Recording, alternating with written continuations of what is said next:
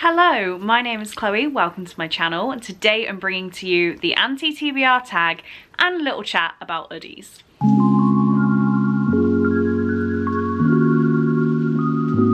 So I need to start this video out by saying a massive thank you to the team at Oodie, or Oodie. I go with Oodie, it makes more sense to me, but I'm not entirely sure which is the correct way. The team sent me this great Oodie to show you guys and talk to you about, and I genuinely, normally I say not sponsored, but technically not sponsored, but we do have this Oodie here. I am very excited to tell you about Oodies because I genuinely love them. I wanted a real Oodie for a long time, and I was spoiled enough to get given one for Christmas and also have the team reach out to me. So the one I'm currently wearing is the Breakfast Buddies Oodie. That is a tongue twister. And this one has, you've got coffee, you've got waffles, you've got bacon, and has anyone seen an egg look this happy? Because I don't think you have. I absolutely love this design and I'm so glad I have it. The Oodies are so comfy and cozy. They are lined with fleece, as I am hopefully now showing you on the screen. And yes, the warmest thing I have ever worn in my life. As I said, I also got one for Christmas, which was the avocado and toast Oodie, and I love this one. Avocados has strangely become my mini brand over here on YouTube, so was very happy to have an Oodie that matches my vibe. But the team have been very kind and they have given me a discount code for you guys to use for £35 off an Oodie. But if you use the code ChloeRB35 for Chloe Reads Books 35, so ChloeRB35 on the link down below to get an Oodie, you will get £35 off. I'm not sure how this works for different countries selling Oodies, because I know you can order them from different countries and they have a slightly different website.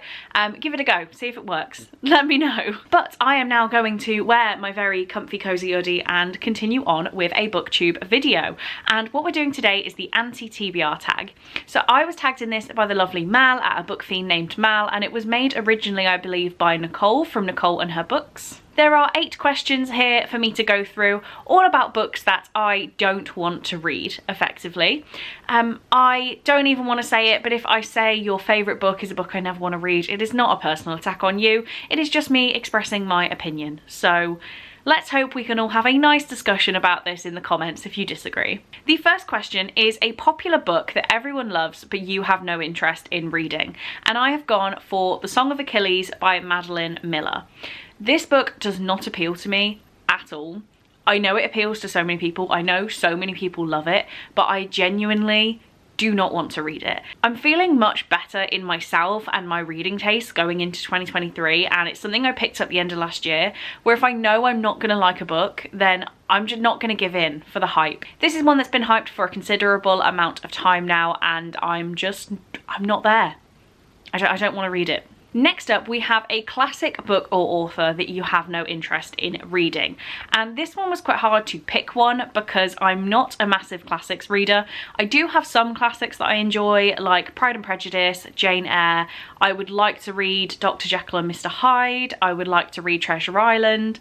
But I'm not a massive classics reader anyway. So I've gone for an example. I don't know why I've picked this one, but I have no interest in reading The Hunchback of Notre Dame. Notre Dame, however you say it, by Victor Hugo. I picked a book as an example. I have no interest in reading many classics, and this happens to be one of them I can't be bothered with. The third question is an author whose books you have no interest in reading, and I have gone for Robin Hobb. So I realised that there are very big Robin Hobb fans over on BookTube, and all of the book internet, to be honest. And I've seen read-alongs happening for years now for Robin Hobb's books, and I'm just not bothered. I did see a really perfect condition copy of the first book. I don't even remember what it's called. I want to say Assassin something, but I don't even know. I saw this book in a charity shop and nearly bought it myself, and actually had the willpower to say, Chloe, you don't want to read this. You've never wanted to read this. What are you doing? And walked away without it. And when I made that decision, I decided I'm just never going to do it. I'm never going to give in. And I am not a Robin Hobb reader. The fourth question is an author that you've read from but you've decided is not for you, and I've gone for Lisa Jewell. So I've now read 3 Lisa Jewell books, my favourite being Then She Was Gone. I think it was called. I've also read Watching You, and I've read The Family Upstairs. All of them, the first one I read was okay. I think I gave it 3.5 stars. It was a bit weird, kind of intriguing, but nothing really stuck with me. The Family Upstairs I read last month and I gave 3 stars. It really didn't knock my socks off, and Watching You was just dreadful. I read that in November and just was not a fan.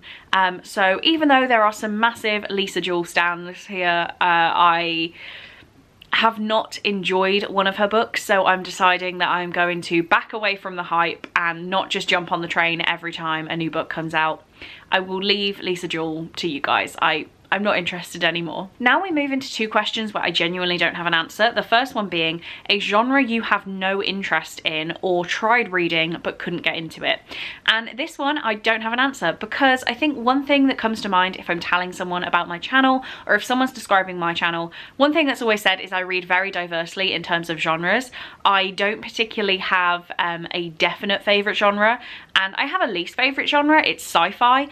But then I do like some sci-fis. Sci-fi fantasy kind of includes dystopia, and some of my favourite books are dystopians.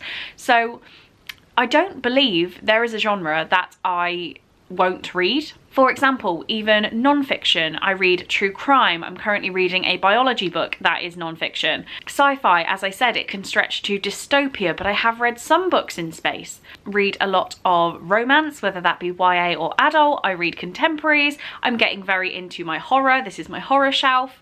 Literary fiction, thrillers. I'm always reading thrillers. So really, I don't think there's a genre I won't read. The next one I don't really understand either, and that is a book you've bought but will never read. And none. I would never buy a book with the intention of not reading it. The only thing I thought maybe is I have first edition hardbacks of the Twilight series, but I still want to read those because I quite like reading hardback. It's Twilight. I will still read them. So I don't buy a book with no intention of reading it. Yes, I have a massive physical TBR, and I will link that video down in the description because that went live last week. I have 400 books on my physical TBR, but all of those I have bought or received with the intention of reading them. So no answer to that question. Number 7 is a series you don't want to read or you've started and have DNF'd, and I've gone for Game of Thrones by George R.R. Martin. I don't even think it's called that. Is it called the Game of Thrones? The Game of Thrones series. I found Game of Thrones, or whatever the first book is called, in a charity shop, and I did try and read it. I tried to read it physically. I took it on a plane with me when I knew the flight was going to be 11 hours and I had no other options to read, and I just managed not to read. And then I tried the audiobook and I fell asleep. So I just decided that Game of Thrones was not for me. This is one where Cole would be pulling his hair out because he keeps telling me I need to read Game of Thrones. At this point, I would be more in favour of watching it, and I've said I will never watch Game of Thrones. But I think at this point, if I'm going to understand the story, I need to watch it, and I don't want to read these books. And the final question is a new release that you have no interest in reading. This one I'm classing as a new release. I think it came out within the last 6 months, so we're going to roll with it, and that is Babel, or Babel, or however we say it, by R.F. Kuang. I have no interest in reading this book. I understand that it has a lot of hype. I remember being at Yauk and people literally almost fighting over getting an arc, and it just wasn't really that intriguing to me. And after I've heard reviews, I've heard that people either love it 5 stars or DNF it. I haven't seen any differing opinions apart from that, and it's just not my kind of thing. So this is a fantasy kind of set in our world, but the fantasy element is magic and it's dark academia, and it just doesn't really appeal to me at all. So I will not be reading Babel. And there we have it. Those are all of the questions for this tag. I am actually not going to tag anyone because I feel like a lot of people I know have already done this tag. So what I would like you to do, if you go away and decide to do this tag from watching this video, please do let me know, and I will definitely come and give it a watch and tag it somewhere if you do it. But I'm not physically going to tag anyone today. I would again like to say a massive thank you to Oodie for the Breakfast Buddies Oodie, and remember you can use code ChloeRB35 over on the website to get yourselves £35 off. But on that note, that's all I have time for today. So thank you very, very much for watching this video. I really do hope you enjoyed, and I will see you in my next one. Bye.